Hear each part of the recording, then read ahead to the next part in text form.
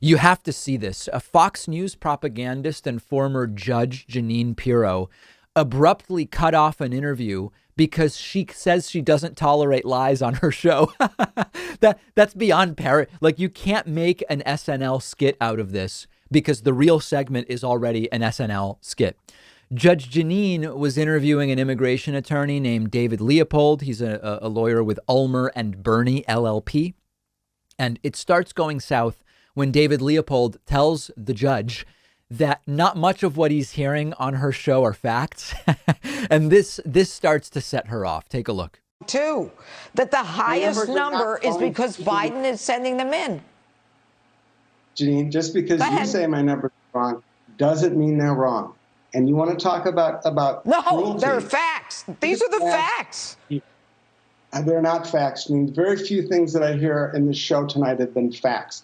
You said this evening that the border was open. Well, David, let me ask you something. If you don't think anything's been... So she doesn't like that.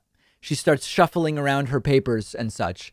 And then when David Leopold says, listen, Joe Biden is actually the one making America great again, she gets fully triggered. She says canceled. She's ending the interview because she does not tolerate lies on her show. Biden kept his promise. He's putting COVID relief out there.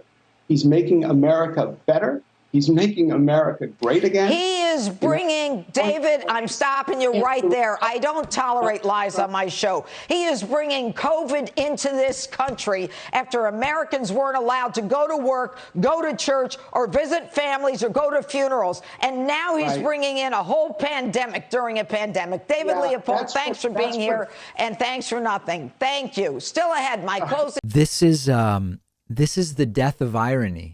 Judge Jeanine on Fox News does not tolerate lies.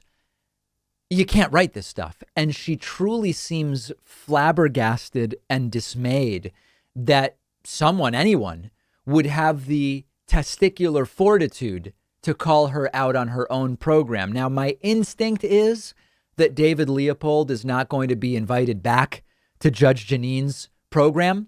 Notice also that she didn't even allow a discussion of whether what he was saying is a fact, which of course Leopold would have been able to defend had he been given the opportunity. But it's all the stuff that the right says they don't do. She silenced the battle of ideas, and then she canceled David Leopold.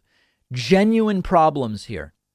Another media literacy, education, epistemology problem is that in this country, the question of what is a fact is being debated. Now, I don't mean by that the empirical particulars of facts are being debated. Like, that would be a debate like, oh, what is the number of parts per million of carbon or carbon dioxide in the atmosphere, right? Like we're debating the number. Okay. We're not even debating the relevance or consequences of a fact. Many people in this country quite literally don't know what type of statement is in the realm of an empirical, fact-checkable data point and what is an opinion. In the anti-vax segment that I played for you earlier, we heard people being told, you can't get the flu from the flu shot. You can't get COVID from the COVID vaccine. That's an empirical question where we can find it out. Is there evidence of people getting the flu from the flu shot? But then the people we saw say, this is my view of what is a fact. People do get the flu from the flu shot. We are not in agreement as to what types of things are facts versus opinion. And of course, Fox News specializes in that by saying, well, we have the opinion side and we have the news side, but they blur it. And then they, on the news side, report on what the opinion people say as if they are facts. This is what it leads to. It leads to exactly this. And I don't think we'll be seeing David Leopold back on Judge Jeanine's show. And I know a bunch of people said, David, she seems drunk again. Yeah, I don't know. I know that there's been a number of episodes where Judge Jeanine just really seems drunk. Either way, she's a disaster. It's not, I have no idea whether she was or wasn't drinking, but of the, I think 8 people sent me this interview. 6 said she seems to be drunk again. Maybe, I don't know. But what she's doing, the cancellation of David Leopold, I don't think is based on the amount that she's had to drink. Let's take a quick break. We'll be back after this with much more.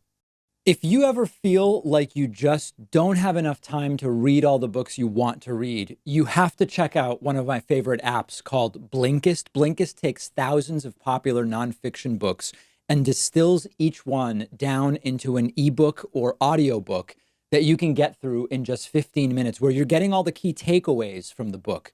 Just imagine how you'll be able to expand your horizons and knowledge by being able to soak up all of the important insights from 10 different books in an afternoon.